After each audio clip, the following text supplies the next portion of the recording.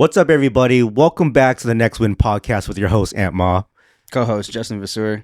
And, lately we've been talking a lot about real estate, and I want to change it up a bit. I want to start talking about business, how to run a business, how to start a business, and I want to get a lot more of these episodes in. So make sure you guys follow us on Spotify, Apple, Google, Amazon, Castbox, iHeartRadio, also on YouTube. And I think with these business ones, we're going to go full 1 hour episodes, especially because we have special guests on here. And there's just so much to talk about with their story. And there's so much success for you guys to learn from. And they're just beautiful stories that I want to hear. And I'm sure you guys do too. And so today we have a very special guest. He owns the very first grocery outlet in Las Vegas. And his name is Ernesto Sesma. How you guys doing? Good. Thanks for coming on, man. No problem, man. No problem. I'm excited to have you here. Yeah, me too. It's my first podcast, so let's see how it goes. Oh, yeah. Nice. Okay. All right. So a lot of people don't know what grocery outlet is. Can you explain that? Yeah, grocery outlet is basically like a Ross, right, for groceries. We get opportunities to buy cheaper and bring that product to you guys at a cheaper price from your normal grocery stores. 40 to 70% cheaper on most items. I'm not going to say all because they're been going back and forth about that. On most items, which is grocery and your basic needs, they're cheaper than normal grocery stores. I do see that a lot of your items at the store are very special. Like I don't see them anywhere else in other markets. Mm-hmm. So I went there and I saw sparkling water, but it was made by Jelly Belly. Yes. That's the first time I've seen that. I'm like, this is really cool. Yes. And you have a lot of items like that are very special. So that's actually why I go to grocery outlets to find those things. Yeah, it's like a treasure hunt, right? You're not always going to find the same thing at a grocery outlet. That's why we keep turning, bring new stuff, selling to you cheap. Yeah. Then that's the great thing about grocery outlet. Like every time you go there, there's always something different.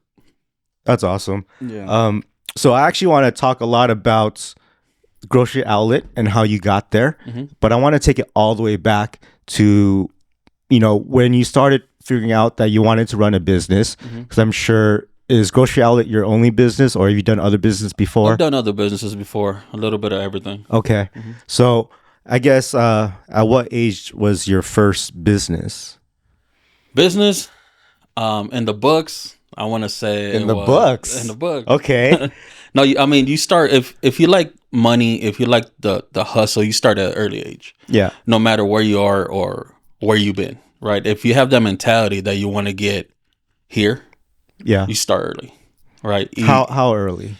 I want to say I was in 3rd, 4th grade. Wow. What were you doing in 3rd, 4th grade with that type of mentality? Hustling the kids. Well, I was hustling the kids, man. School, it's not like nowadays that, they give you a list of what you need to go to school. Right. Back then, you just take whatever you have. Right. A lot of times we didn't take pencils to school, so they had a pencil dispenser in the office. Yeah. So what I'll do, I'll get all the money I could find around the house, under the couches, wherever it is. Yeah. Right. I'll go in the office and I'll buy all the pencils out. I'll clear that machine out. And the office don't get pencils like for a week or two because they have to order them. Right. And I was selling for double.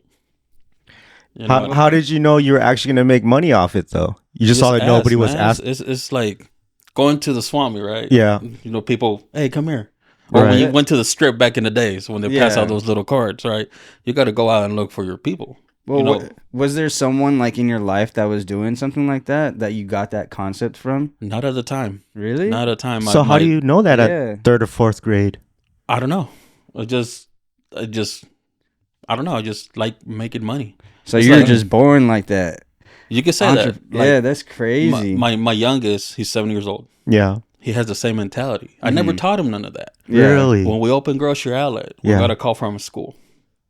Hey, your son is passing out coupons. Okay. Nobody told him that. And then when I asked him, hey, dude, why are you passing out coupons at school? And we have I talked to him like he's a grown kid. Yeah. He saw, why not, homie? Awesome. So I just let him be. If he has that mentality already, let's see where it takes him. Right. Okay. So in 3rd or 4th grade, you're already hustling. Yes. Where were you were you in Vegas? Were you in California at the time? I was in California. I was in Bakersfield, California. I was raised there. I graduated in Bakersfield, California. I was actually born in Mexico. Okay. A lot of people don't know that because I was brought to the U.S. at a young age. Mm-hmm. And I speak both languages well. Yeah. And, you know, I think Bakersfield's... This is Bakersfield. It's my hometown. Yeah. No, that's my hometown to me. I think that's got to be where a lot of your creatives come from, is because you have an immigrant family who came over here. You know, just like us, we all have that too. So Yep. I think that's why we all have this hustle mentality instilled in us. But moving forward into, I guess, now after, what was your next hustle? Was it still in school, It was still school, man. I was still doing a lot of school. You know, I collect a lot of memorabilia. Even when that's when 7th grade, 6th, 7th grade, I started collecting basketball cards, any type of memorabilia I could get my hands on. Mm-hmm. On my walk home, there was a card comic shop. Yeah. So I used to stop by, whatever money I had, I'll buy a pack or two, right? And I'll open it right there in front of them and see if I got any good cards. I'll sell it back to them, and I'll buy more packs. Like your Fleers and Upper Decks and stuff like upper that. decks, the metal cards. Yeah. I opened up a Kobe Bryant rookie card, Nice. right?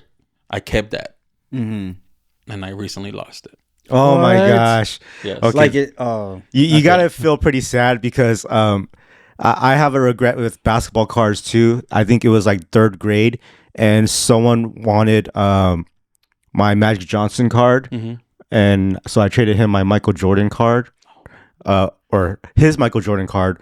So we swapped, and little did I know that there's more mass-produced Michael Jordan cards than Magic Johnson. Yes. So I have 0 Magic Johnson cards and like 5 Michael Jordan Yeah. cards, and it's just one of the biggest regrets as a kid. But you know, But when you're a hustler, things don't stay with you for long.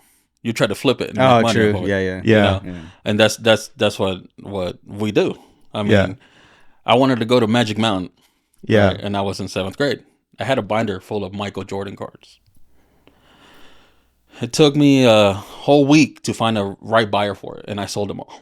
wow, Just you're to go- persistent. Just to go to Magic Mountain, Yeah, right? But now you look back at it like yeah, shit, what a dumbass, right? Yeah. 'Cause you had to go to cards that are worth a lot of money now. Yeah. yeah, Right. So, I mean, those are the little things that you can't hold on for a whole bunch of things for long. Mm-hmm. Because in our mind, we got to flip it. We got to get Yeah. something better. We got to make something new. And it's funny because kids at that age don't really understand the value of money either. No. They're just like, you just say a number and they're happy to give it to you. Like nowadays, my kid, hey, let's go get this. I'm like, well, let's go get this. You Yeah, got money for it? No, but you do. I'm like, it's my money. yeah, Right? No, you got to work for it. That's what we're teaching our kids. All 4 of Yeah. them got to work for what you want in life. right. Yeah. Nothing's given to you.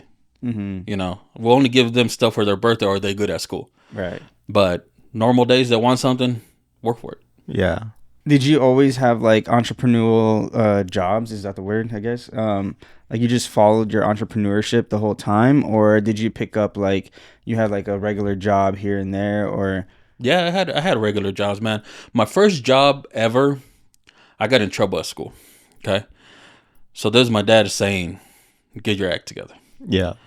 I went to pick grapes at the fields in Bakersfield. Right. Woke up at 4 a.m.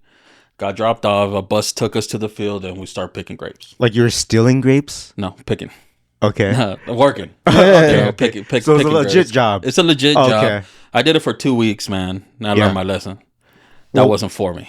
Right? Oh, labor or It wasn't the labor because I was young, yeah. but I always had that mentality of it doesn't matter how young I am, I'm gonna do the best I can, Mhm. and I always want to be number one.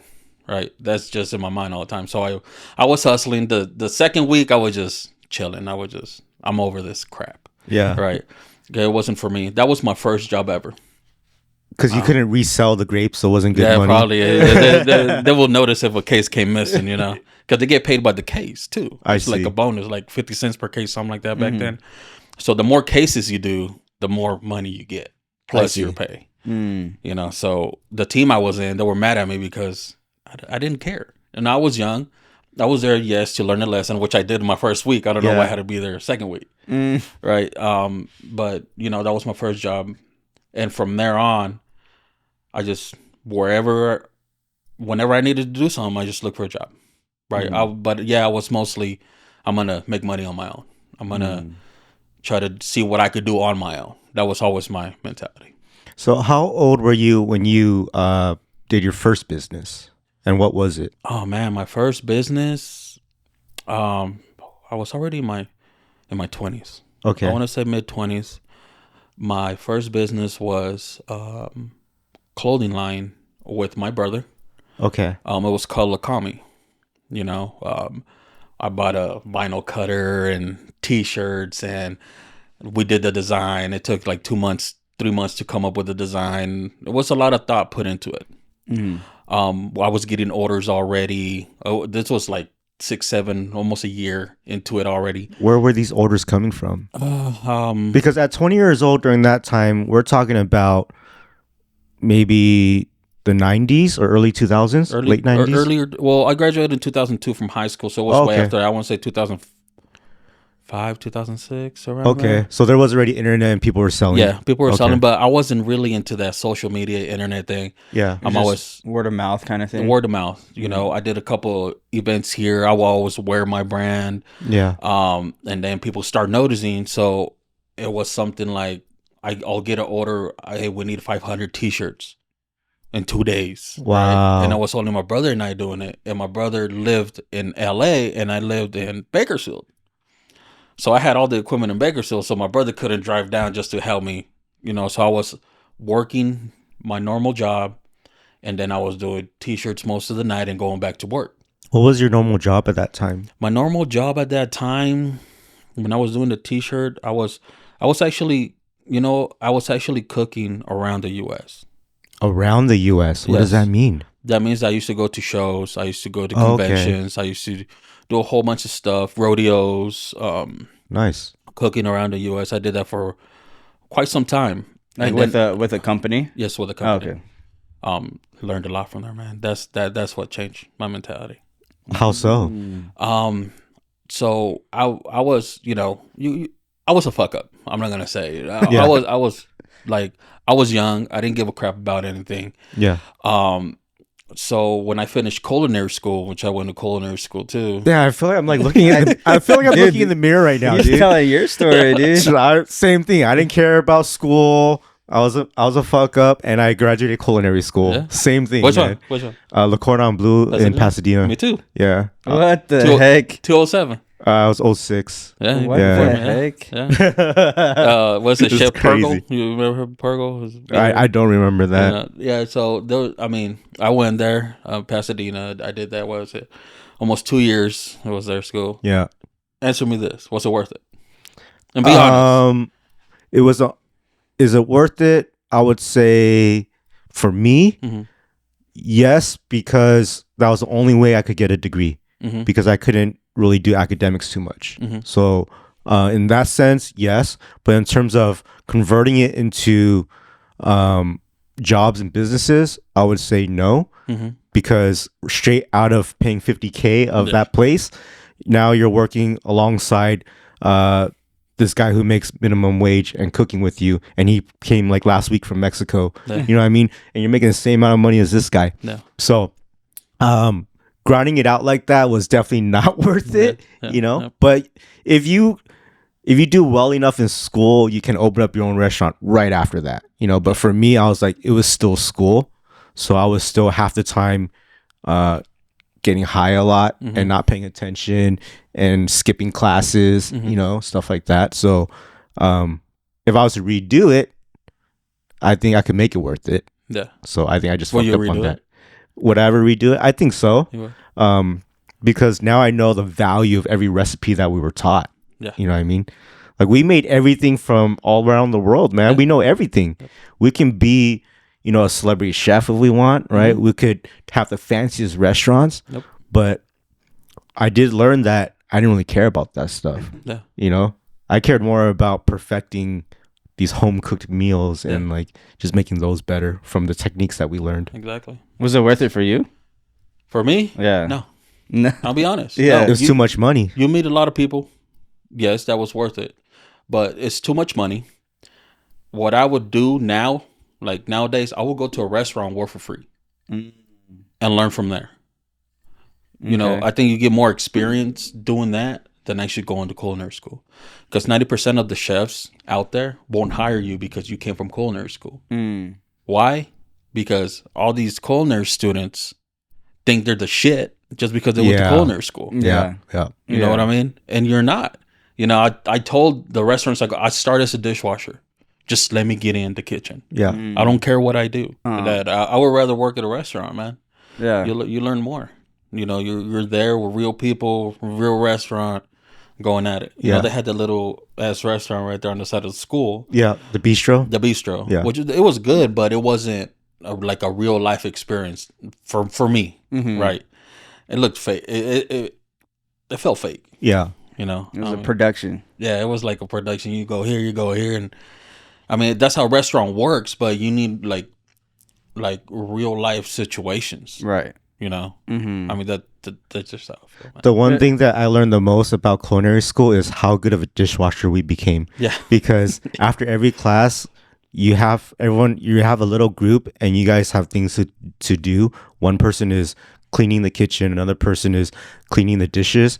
And so when we had to wash the dishes, it was like 30 to 40 pots and pans a day, you know? That was crazy. So- Yeah. You said that whole experience, though, the culinary aspect of things, really taught you a lesson. I think you mentioned that at the beginning, where like that's where you learned. Yeah, so cooking around the U.S. when I was Yeah. fuck up. Yeah, so one of my buddies, he knew a guy that went around to like fairs, events, and everything, and he had a concession stand. You know, I was living in Vegas at the time, right? I was after culinary school. I came to Vegas. Come on, man, this is the capital of food Yeah. in the world here in Las Vegas, you know, so I wanted to learn from somebody here. I got a chance to work with somebody, but they were barely opening the restaurant. I was there for a few weeks and then my dad got a stroke. So I had to go back home. I was his personal chef. You know, he couldn't eat anything with salt, any flavoring. So, Yeah. you know, I was just doing food for him for a while. Once he got better, I'm like, man, I need a job. I need to get out of here. I need to start working again. So one of my buddies said, well, we could go and travel in the concession. I'm okay, we'll hook it up, man. He called the guy. Yeah, I need you guys in Wyoming in 2 days. Wow. What? And you would drive there. What? Yeah, we were broke, man. It was 4 of us. We were broke. One of my buddies had a credit card. You always have a friend that has good credit and someone's Yeah. responsible. Yeah. You know, so we took him with us. Great guy. And he rented a car, booked a room. Of course, he got refunded. Yeah. You know, and here we come Wyoming, man. 4 Mexicans in Wyoming. Yeah. It was crazy, dude. That's pretty Crazy. wild. It was crazy at the time. And you guys were just making Mexican food? No, it was actually you're from LA. Yeah. Hot Big dogs? Bubba's Bad Barbecue. Oh, I don't think I've heard of it. Have you? What Big was it? Bubba's Barbecue? Big Bubba's Bad No. Barbecue. No. It's a big like log cabin trailer with a Okay. big smoker. We started there, man, and I started Okay. as a dishwasher there. Nice. It was 10 days. I think it was 10 days. It was the Wyoming rodeo. It was 10 days. It was my first ever concession fair, whatever it was, man. And I was a dishwasher, and this barbecue, everything gets stuck on those damn pans. Yeah. So the event started, we were there like at 5 in the morning, maybe 4 or 5, I don't remember. But then the event ended at midnight or 1 in the morning. So we only got like 3 hours of sleep. Mm. And then we had to go back to set the next day. I had to cut my shoes so it could look like sandals because they were hurting. Wow. That's Yeah. how much we were standing, right? Yeah. And in my mind, dude, I was washing dishes and so pissed. I'm like, fuck this shit. I'm going home after this. Yeah. You know, I'm not doing this shit again, right? So the owner, the last day he came, gave my check, and I'm out.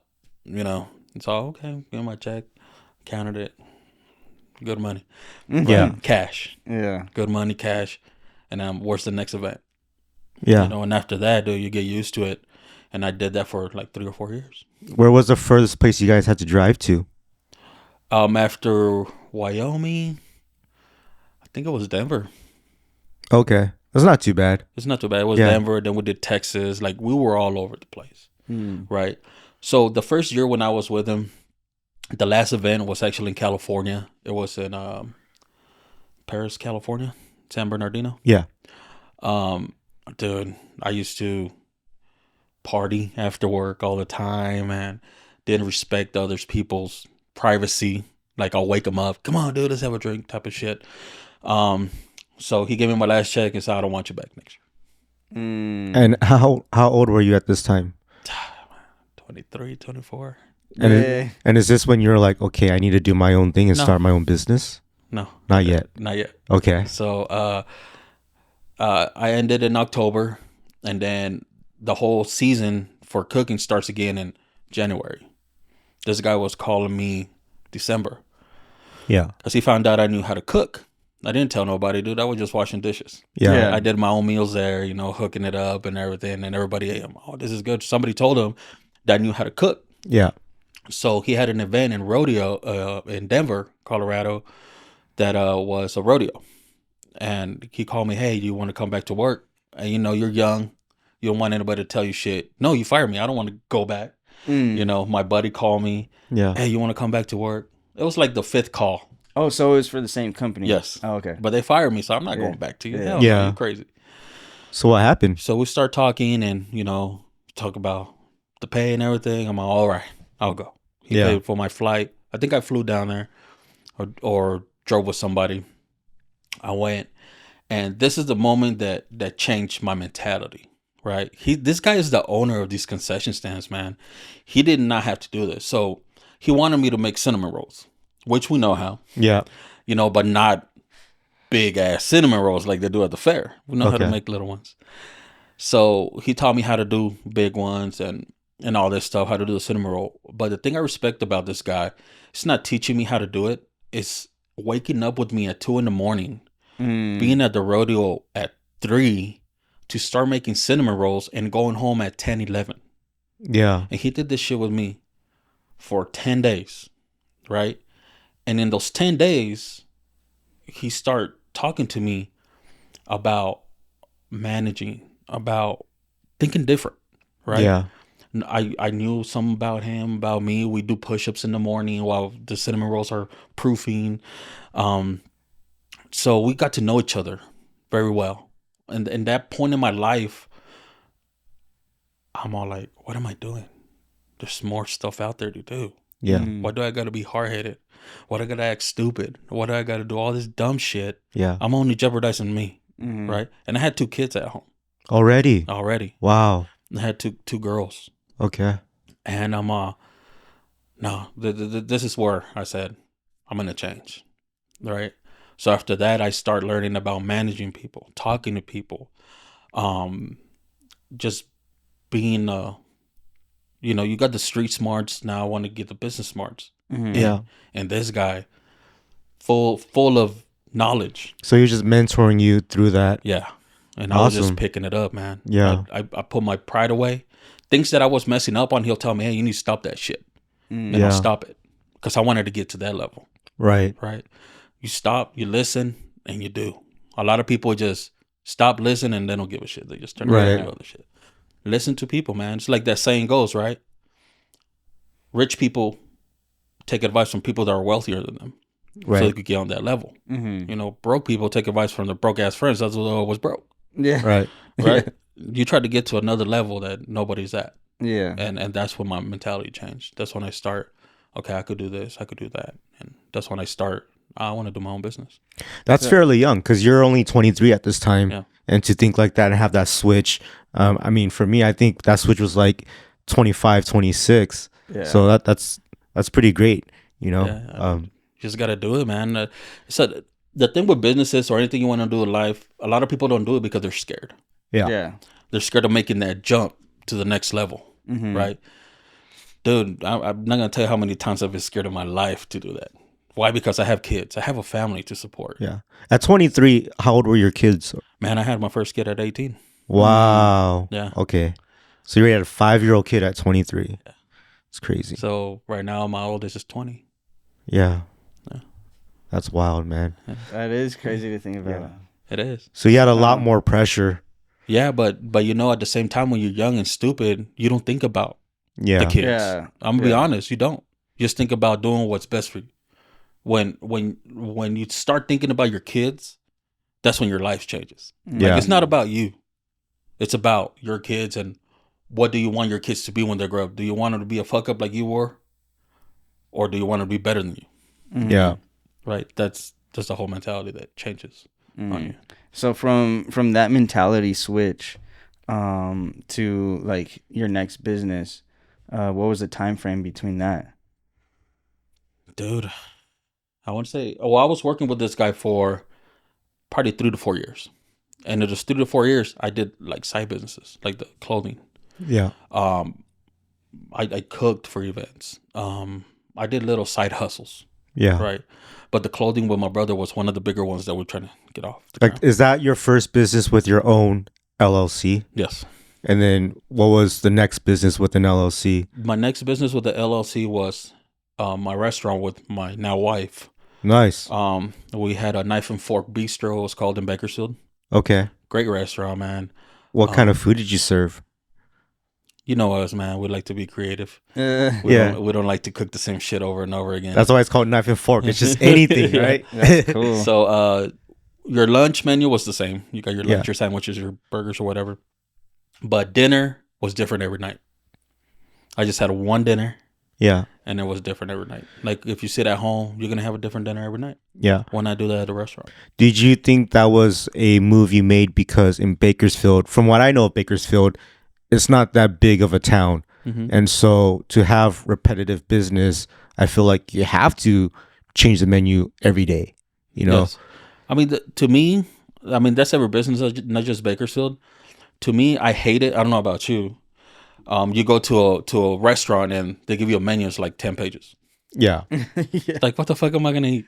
Yeah. You're just like, oh, I want to taste everything. Like me, I want to taste everything. Like, There's man, too this much. is- Yeah. It's too much. You know, I kept mine to like 5 things minimum. You know, because when a person thinks about the menu a lot, when you go out with your wife, right, or your girlfriend, and then you guys look at the menu together and you see a lot of things on the menu, you're gonna end up sharing a plate Right. because you see a lot of shit on the menu, right? Yeah. Instead of getting a plate each. So when you do a little bit of things on the menu, then you got less things to worry about and just pick whatever you really want. I see. That's why I did the dinner every night, because nobody tells, no, I want this. I want, no, this is what we're having. Yeah. Like when you were younger, I don't want that shit, mom. No, this is what we're having. Right. You know, so. And did your clients or your customers like that? Yeah. Tamale season was great. Yeah. I did tamales, man. The first year I did 1,500 dozen tamales Wow. for Christmas Wow. by myself. By yourself? All right. So Christmas is a couple months away. I'm gonna hit you up for some tamales, No, bro. for sure. I haven't cooked in a while, but we'll get down. We'll get down. All right. Is that a business that's currently running right now? No. No. So would that happen? You know, the landlord saw they wanted to open their own restaurant, so they kicked us out, I see. and that was that. You know, And Wait, then Go So ahead. when they kicked you out of that business, I mean, you bought this business, right? So yeah. Well, Does the that mean LLC, you- yes, but the rent for the spot, right. you know, they still own the building. Well, like when most people get out of a business, like if they had a brick and mortar storefront, they would sell it, not just walk away, because the value of what you created with your customer base and things like that, people charge for that when they leave the business. You know, like 80 grand, 150 grand, stuff like that. And you walked away No, from we just it. walked away. You know, it's like I mean, see if you agree with me. Say I give you a recipe for all the things I cooked in that. I could give you a recipe, but you're not gonna cook it the same, right? So I could have given them a recipe, sold them everything, but they won't cook it the same. Did you give them everything? I didn't give them nothing. I mean, there's people that just buy out a business because they want that location. No, they had their own mentality, Okay. right? They want to do their own thing. I'm not the type that I'm gonna, hey, it happened. Let's move on. Yeah. I'm not gonna waste my time just, why did this happen? Nah, we got stuff to do. And did they, when you first had that business, I mean, I'm just trying to me, this is like, it's such a huge loss. And I'm like, you probably bought all this equipment. No, it and came all with the equipment. Oh, okay. Yeah. Okay. So I see So where I you're rented coming the from whole then. thing with Got it. equipment and everything in it. Got it. Okay. So that makes more sense. Yeah. Okay. So what did you do next? I went back. Well, I used to work at Hobby Lobby, so I went back to Hobby Lobby. Okay. And I worked there for a while. From owning a business to Hobby Lobby. Yeah. From How Hobby did- Lobby to owning the business, back to Hobby Lobby. How did you feel about that when you went from? I felt defeated. Okay. I'm not gonna lie. I felt defeated, but hey, I got mouths to feed. There's no time to be crying about stuff. They just keep on pushing. Yeah. How about your wife? Because she ran the business with you Yeah. too, right? Yeah. Well, the restaurant was going. My youngest was born at that time. He's 7 now. It was a newborn, so she stayed mostly at home with our son, and I was running the restaurant. But it did hurt her because that was a dream that she had. Yeah. You know, to own her own restaurant. Yeah. Hey, we did it. You know, her dream came true for a little bit, but we did it. You know, and that's the thing with her and I. We put something in our head, and we're gonna go all the way with it. We're gonna do it. Did it cause any hardships in your relationship? Like, it seems like from this perspective, your guys' relationship is really good. But was there any like battles that you guys had to go through? All the time, man. Yeah. I mean, you could ask anybody. You're gonna work with your spouse. There's gonna be disagreements. Right. There's gonna be, fights, and we always have them. I'm not perfect. She's not perfect. But you need to have those fights. Why? It makes you better. Your business makes you better, right? You have those fights. You disagree with something. You think of something else. You disagree with her. But when you guys come together, man, those ideas are 10 times better. You know, I agree with you on that because I work with my spouse too. But at the same time, I don't think the women agree with that. No. They think they're the real boss. You just gotta let them think that. No, but my wife, she's great. I wouldn't be in this place if it wasn't for her. Right? She doesn't stop, dude. I haven't seen anybody like her. Like, she won't sleep because she's thinking of shit to do at our business right now. Yeah. And then that's the mind of an entrepreneur. Rich people don't sleep. If you think about it, they don't sleep. That's why they're rich. Yeah. Because they keep on thinking of what the next step is going to be. So let me ask you this. You went from the restaurant business to Hobby Lobby. And then from Hobby Lobby, what did you do? Well, after Hobby Lobby, man, my family's growing. Right? I need a better job. Yeah. I applied to become a cop. What? So did I. I'm serious. What? Yeah, Okay. I applied to become a cop. That whole process took a whole year, bro. But I made it to the academy. Only wow. 27, 28 people made it to the academy. Yeah. And I was one of them, right? Man, it was during COVID, the reason I joined it is because the mentality of young kids nowadays is horrible. Yeah. They think cops are bad. Well, some of them are. Me growing up in LA, I went through so many bad times with the cops. Yeah. Just right off the bat of them saying hello, it was bad. Yeah. So same. I had that mentality. Same with me too. But Yeah. if you can make that change, why not? Right. That's exactly why I signed up to be a cop. And so I started talking to cops and realized, nope, they're all bad. The ones that I talked to. Yeah. So I was Yeah. like, fuck it, dude. Like, this is not even worth my time. I mean, But you actually went through with it. I went through it though because nobody thought I could do it. Yeah. I proved their ass wrong. But I why went aren't you a through cop now? All right, so it was COVID, right? Okay. It was COVID. It was summer in Bakersfield. There's like 110, 115 degrees out there. Yeah. They had us running with face masks on, bro. Okay. In the heat, Yeah. and I'm not in the best shape of my life. So I had a heat stroke. Oh, no. And then when I fainted, blacked out for a second. I woke up and then I'm like, shit, it's not for me. Wow. Yeah, right off Just that. like that? Yeah. So how long were you a cop before you decided to not be Well, one? I was still at the academy, so I wasn't a full cop yet. Oh, I see. Probably like a week. Okay. And I'm like, shit, this is not for me. Yeah. Right. It wasn't for me because when that happened, I just pictured like, fuck, what if something really happens to me and I'm not there for my kids? Yeah. Right. Right. And the insurance for cops sucks. The life insurance that shit Really? sucks, bro. I got better life insurance at Hobby Lobby than the actual. Wow. Yeah. That's insane. Yeah. That's wild. So that shit, I was like, nope.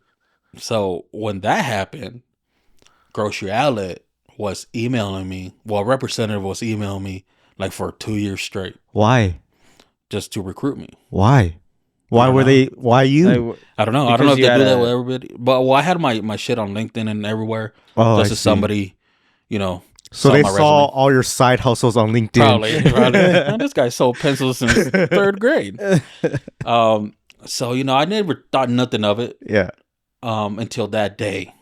You know, it was my son's birthday. Let's celebrate my son's birthday. The next day, I replied to that email, and the following day after that, I got a phone call. I said, was explaining to me what grocery outlet is, if I was interested, and in my head, I thought it was like for a store manager, Yeah. not an owner. Yeah, because honestly, before meeting you, I didn't know you could own a grocery store. I thought it was just like corporates owning Albertsons and Vons and stuff like that. I never knew in my life that you can own a grocery store, you know? I didn't either. Shit, I thought I could run a grocery store. How Yeah. hard could it be, right? So I went through the whole process, interviewing with people, this, and that, and we were in a program. It's called AOT program. They train you how to run a store, how to become that owner. It took us 5-6 months, and my wife was going to school to be a radiology tech, right? And I told her about it, and I'm like, you could stay in school, and I'll do this, Yeah. right? And once we start doing more research, we went to visit other stores to see if they were operated by an owner. It sounded, to me, it sounded like a pyramid scheme, right? How much money do they want? Like this. Yeah. But then my wife is all, if you want to do it, I'll do it with you. I'll stop school and we'll do it together. I'm like, you don't have to do it. Yeah. But then she said, no, we'll do it. So we said, yeah, let's go ahead and do it. I went through the program. We were on it, dude. Like, the hustler minds just kicked in, right? We got to do it. We got to do it. We got to do this. We got to do that. My wife is great with advertising. My wife is great putting stuff on paper. I'm great on getting people to walk in the door. Right? Yeah. So we're a great team. Our first store was in Oceanside, California. That was our first grocery outlet. That you owned? That we owned, yeah. That we owned, and we were there for almost 2 years until this one popped up in Las Vegas. So you ended up selling the one in Oceanside Yes. for the one here in Vegas. Yes. And why did you think having one in Vegas was so important? Well, I used to live here. Okay. Right? And when we entered the program, one of the first questions I asked the recruiter, when are you guys going to open in Vegas? Yeah. Because I wanted to come back to Vegas. I see. I love Las Vegas, man. If I wouldn't been raised in Bakersfield, this would be the next spot. Since I lived here, there's a lot of Hispanic markets. You have your Walmarts, your Targets, and the groceries were expensive back then, right? Yeah. And that's my mentality, man. You put one of these in Vegas, it's gonna do good, right? We moved down here. We got the store. We moved down here, and we went to go buy groceries. Man, I almost cried, Why? dude. I have 4 kids, man. Yeah. Oh, That yeah. was like one trip was like almost $1,000, Really? and I barely got stuff, and it was just food, nothing else. And I'm this is crazy. And then my brother, he works at Costco, so yeah, man, I'm telling you, stuff is expensive down here. Yeah. Yeah, The Costco is expensive. I went yesterday. I got 7 items. It was $100. Yeah, I'm like, damn, dude. yeah. Grocery outlet, $100 get you a full cart. Okay. I had a question. For your first location. Yeah. Like, did you have to save up a lot of money to buy out the business or create the business? No, so you need to have money, Right. because you have to invest a certain amount of money in it. Can I ask what is the cost to start a grocery outlet? It depends. Okay. It On the depends if it's a location. new store, if it's a used store, stuff like that. But it just depends. Okay. It could be from anywhere from $170K and up. That's not bad. Yeah. 170 to start off. Yeah. But then that That's just your doesn't basic. that doesn't include inventory, right? No. And that's going to be like another 300K. Yeah, grocery outlet, man. I mean, you should reach out to them to explain to you a little bit better how it is. Okay. Because I don't know if I could. Yeah, no Too no much. worries. Cuz the reason why I was asking is cuz I at one point I owned a liquor store, Mhm. and then I also had to pay for inventory on the side. So I get a little bit of what you do because I had my own store as well. Uh-huh. But owning my own store was the worst time of my life. Yeah. Because I had to be there from morning to night. Yes. And after that, go pick up some deals. Mm-hmm. So like what I would do is I would buy alcohol bottles, and when you go to wholesale, sometimes it's expensive. Yes. So when I go to Ralph's, I'm like, damn, you buy 6 bottles, it's cheaper than wholesale. Yes. So now I'm buying them at Ralph's and then selling them at my store, Yeah. and I'm paying double tax for it, but Yes. it's still cheaper than wholesale, right? Yeah. But I guess what I'm getting at is that it's so hard to run your own business, and you running your own grocery outlet. I'm sure, what does your day-to-day look like? Are you there from morning to night as well? In the beginning, man, I was there for days. I slept on the bottom of my desk with dog beds.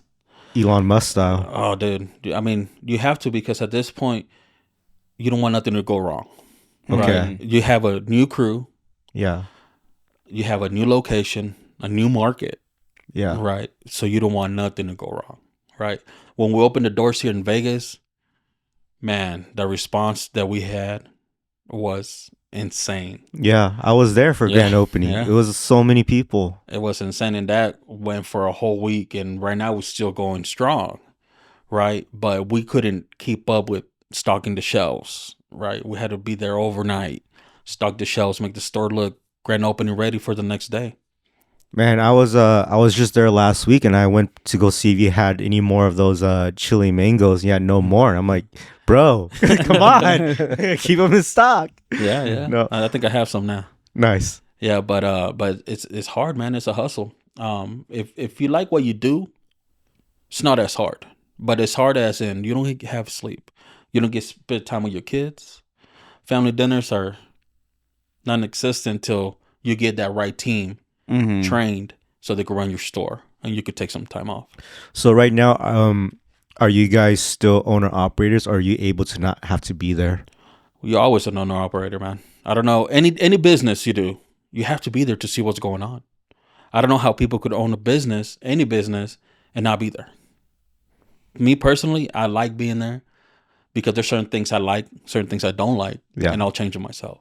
I like talking to customers, explain to them what we do, why are everything cheap, what's everything so cheap, So I like that, being there, just even if there's nothing to do. Do you think this is a grocery outlet culture, or is this a Ernesto culture? It's a little bit of both, man. Grocery outlet culture it's great. All the operators, all the people, all the owners, man, they it's a big family. Nice. When we opened this store here, we had operators from all over the Nevada, California, Washington. Like, they came and helped. That's awesome. Right? They didn't ask for anything, just pay it forward. But they came and helped, dude. Who does that? Yeah. That's crazy. Who does that? Yeah, while they have their own store to run. Yeah. And we appreciate all the help, man, because we didn't expect this to happen. And that's great. You learn a lot every day from different operators in the grocery outlet. Nice. So do you see yourself opening more grocery outlets? Myself, yes, and hopefully in the future we'll have another one. What is your I guess what is your goal with grocery outlet, and what it has for your future? With grocery outlet, man, I love grocery outlet. Grocery outlet, changed my life. You get to run your own business. Your family gets to work with you. You make your own hours.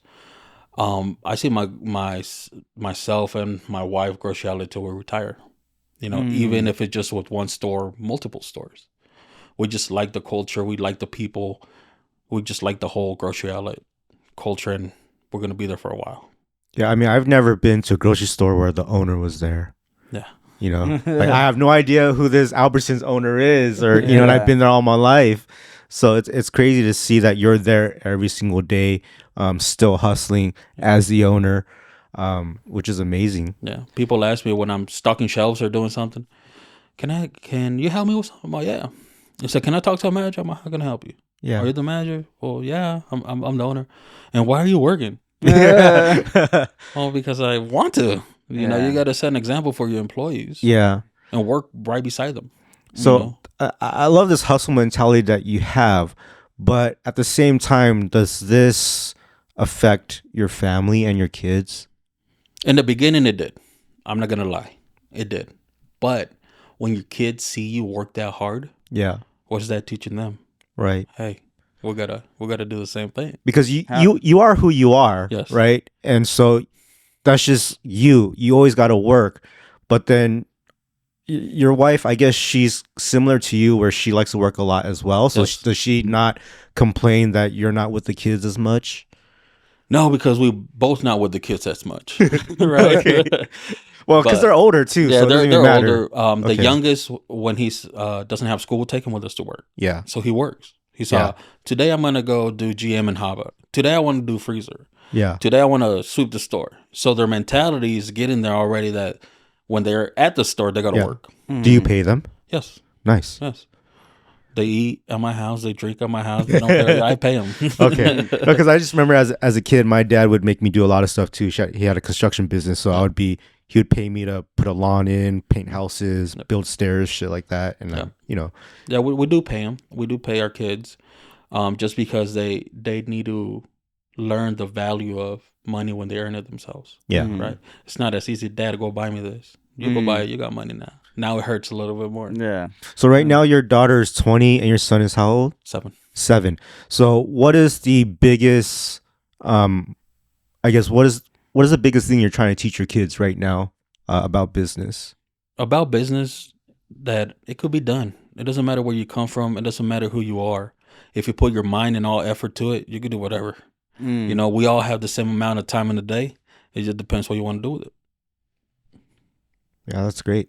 I had a question. So like from the time that you got the training for the store and all that Yes. stuff, to now, was it easier or harder than you thought it was gonna be? Well, our first store was hard. It was hard, man. It was like, what are we doing? I'm a cook. I know food. Yeah. I don't know how to run a retail store. Well, I ran Hobby Lobby, but that was different retail, Yeah. right? The first store was crazy hard. This store, it was hard because of the volume. Oh, I Right. see. This has more volume than Oceanside. Yes. Wow. Yes, it has way more volume than Oceanside. That's why it's hard, because we were not prepared for this Yeah. whole thing to blow up. Yeah. That's why it's hard. But right now we're like a month and a couple of weeks in, and we're finding our cruise control. I want to call it. We know what we're doing, what a customer like now, our employees, what they're good at. You know, because when you have a green crew, you got to see where they're good at. I could put somebody in frozen, but they suck in frozen, so I got to put them in produce, right? Yeah. So I got to put them in deli, see where they're good at. So we're working on all that right now. But I want to say this was probably easier because we knew what we were getting ourselves into already. Our first store, we didn't know what we were getting ourselves into. Yeah. Yeah. We decided, yeah, we're going to store. We're going to be owners. Yeah, let's do it. We go in there. I'm like, oh my gosh. You know, Yeah. it's more work than I thought it would be. Mm-hmm. But this store in Vegas, you know, we were excited to come to Vegas, excited to open a new store with our knowledge now. And, man, it's great. It's great. Were there like, I know there's a lot of difficulties within the business. Were there any like difficulties or anything that happened to you outside of your business that affected your business or like anything like that? Well, yeah, we moved to Vegas in June 10th. We're driving down here to move. We stayed here for a week to get in supplies for the store, and then we flew to Reno. We stayed there for a few weeks. We came back on July 3rd. We flew back into Las Vegas. It was around 11 at night. Next day was 4th of July, of course. So my brother was coming down, a couple friends. We threw a barbecue, had a little bit of fireworks for the kids. Everything stopped like around 9 p.m. Everybody went home. We went to bed. Like around midnight, my wife woke me up. Hey, smells like smoke. Let me call the girls to see if they're making something or they burnt popcorn. Yeah. Right. So she called my daughter, and my daughter said, "No, we're asleep already downstairs." And my daughter looked up and on her window, and it was all red, and she saw the house is on fire. What? Yeah. So she woke me up. The house is on fire, so I'm over here, half asleep. Yeah. I go downstairs. I get a little mixing bowl, fill it up with water, trying to put the fire out. Yeah. And I look, out the window. I'm not gonna put the fire out with this little. Where was it? Like on the whole side of the house was on fire? On the side of the house. Yeah. Wow. On the outside. Outside. And How did it catch on fire? Illegal fireworks. Okay, from someone else. Yeah, not from us, man. I just got sparklers for the yeah. stuff like that. So my wife, so I go get the kids. I went upstairs, grabbed my son. He was asleep. Dude, I was just in shorts. Yeah. No shirt, no shoes, nothing. I left everything up there. Yeah. 5 minutes later, dude, we just saw our house burn. Oh my gosh. Like the whole roof was gone. Our bedroom. Yeah. Done. Like we lost everything. Wow. We lost everything, dude. And we had to open the store, I want to say 3 weeks. Wow, this is right before opening the Vegas location. Vegas location. That's so wild, man. So it's like at this point, many people, well, you would think many people would have that thought of like, okay, I don't want to do anything else. Like this is so many bad things just happened to me right now. I don't care about the store. But actually, in this type of moment, people are like, I need the store, right? So like, how was it for you now having this burned down house? You don't have anywhere to live and you got to open the store in 3 weeks. What's going on in your mind right now? Well, the first thing, counted heads, make sure everybody was out of the house, there's nothing you could do. When you see things like that, you don't think about it until it happens to you. You see things on movies, TV, like, oh, this burned down. Yeah. But when it happens to you, you're in shock because, shit, what am I going to do now? Yeah. Right. We had a lot of help, man. The Vegas community came out, helped us with clothes, sandals, furniture, like, wow. Like everybody came together. The grocery outlet operators, the community, like grocery outlet helped us. Like everybody just, in our time of need, they were there. When that happened with the whole Vegas, our sister-in-law, my brother's wife, she started a GoFundMe page. People were donating, dude. We were getting calls from people around Vegas. Hey, I have this, come pick it up. Dude, once that happened, we're like, we belong here. We belong in Vegas. We cannot stop the store. We got to keep on moving, right? The landlord of the house we were renting had another house 2 blocks away. So he said, you guys could go into the house. So a day later, we went in the house, grabbed whatever we could salvage, moved it to the other house, and start fresh. Nice. Is this where you lost your rookie card? This is where I lost my Kobe Bryant rookie card. Oh, no. My Mahomes rookie card. Dang. Oh, my God. My memory there was gone, right? I'm a shoe collector. You lost all your J's? No. Check this out. I'm also lazy when it comes to unpacking, right? So I put them in those extra large Lowe's cardboard boxes. Yeah. I had all my boxes in there, and I had them by the window of our bedroom, right? And I didn't unpack them into my closet. I'm like, no, I want to see where I want to put them. So, I was just like letting it go. And a couple of days later, when we went to go see the damage, I looked up by the swimming pool, just like a little hill. I looked at my window and my boxes are now burnt. Yeah. Right? So I'm like, go check, go open them. I told my wife, right? So she went up there and they were just wet on the outside. But the shoes were in there. So I took them all out. I already thought I lost them, which I didn't care as long as my family was okay. Right. But if they're there, let's take them out. So I want to understand this part of Ernesto. Is this the hustler Ernesto where he's like, damn, now I can sell all of these and resell them? Or is it like, this means so much to me that I went through this, I'm going to keep it for life? Okay, so I have a couple of shoes. I had a couple of shoes in the collection that I was saving to sell on a later date. But now some of them smell like smoke. I can't sell them. So now I could wear them. Okay. Right? So now I'm wearing all of them. That's the excuse to your wife. That's my excuse. I'm going to wear all of them. I'm not going to...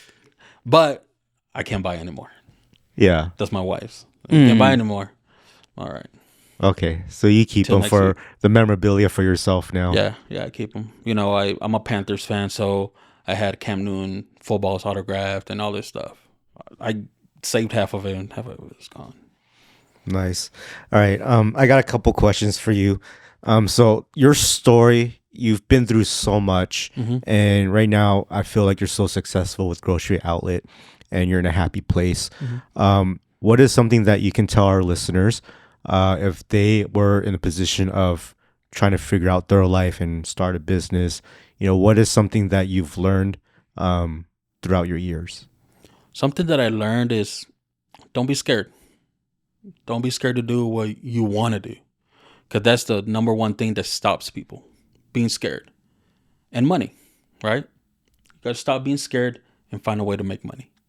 You find a way to make money, hang around with the right people that want to invest in you, present them something, and never give up. That's what's wrong with people. They think that one business failed. That doesn't mean that the next one's going to fail. Just keep on going. Be better and take criticism the right way. Don't get butthurt when somebody tells you something sucks. Don't get butthurt if somebody tells you, oh, that looks wrong, right? Take it and be better. Make it better. And keep on hustling. Keep on moving. Don't let anything slow you down. Don't make excuses for yourself. Just keep on pushing. Nice. I love that. I had one more. I don't know if we would put this in, but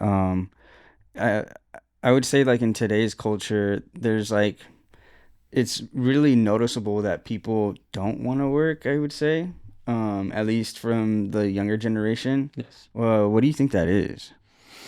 I think everything starts at home. Oh, okay. Right? I think everything starts the way you're raised. If you weren't raised with those values, like hard work is hard work, then you're not going to be like that when you're older. Right? I was raised hard work is hard work. You got to work to get what you want. Right. But I wasn't raised with the hustler mentality. I don't know where that came from. But you're right. Nowadays, everybody wants everything given to them. They don't want to work hard for it. Right? Yeah. Because what you got your cryptocurrency, right? You got YouTube. You got all these social media platforms that they can make more money than actually having a profession. Right? So you as a young person, what are you going to do? Get the easy way out. Right? I'm not saying this is not hard. It's hard to get audience. It's hard to get followers. That shit is hard, man. Believe me. I know, that is hard. But people nowadays, kids nowadays growing up, they grow up with this. They want to be the next YouTuber, TikToker, and that's a hustle on itself, right? But they don't want to do the hard work. They don't want a 9 to 5. They don't want none of that because they're focusing on getting this. There's a lot of parents that I talk to, and they ask me, hey, can you come talk to my daughter or my son, because they said they want to be a YouTuber and they want to learn some things. And then when I talk to them, I tell them that there's all this stuff behind the scenes that you got to do: editing, production, writing, everything by yourself. And they're like, oh.